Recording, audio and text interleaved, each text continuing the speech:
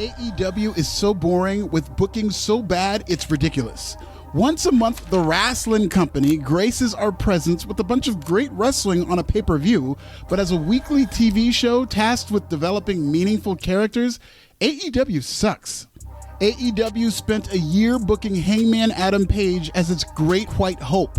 Not only did he lose the world title shortly thereafter, he lost his ability to ever even challenge for it, which is the same mistake they made with former top AEW babyface Cody Rhodes before he became QB1 of the entire fucking wrestling business.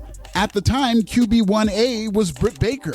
Britt was the golden girl of AEW before she disappeared. AEW had a women's wrestler who was also a dentist. This is a type of unique human interest story that doesn't just fall out of the sky. But unfortunately for Britt, and many like her, Tony Khan has a soft spot for the most generic wrestlers on his squad as long as they can do moves. Kyle Fletcher is what you start off with in a create a wrestler mode before you actually do anything to it. I don't give a shit about any AEW character in 2026 because over the years we've been trained to believe that they'll either be shipped to Guantanamo Bay or signed with WWE. That is if they're good enough to go there. There's so much wrestling for the sake of wrestling in AEW, it's almost impossible to care about any of the stories they're trying to tell.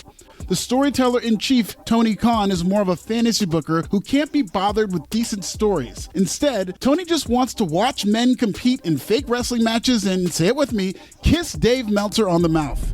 Today, we're going to talk about all the reasons AEW's booking is trash and why instead of thriving during WWE's annual post-WrestleMania lull, AEW and its cracker graps just feel lifeless. Subscribe in Swahili.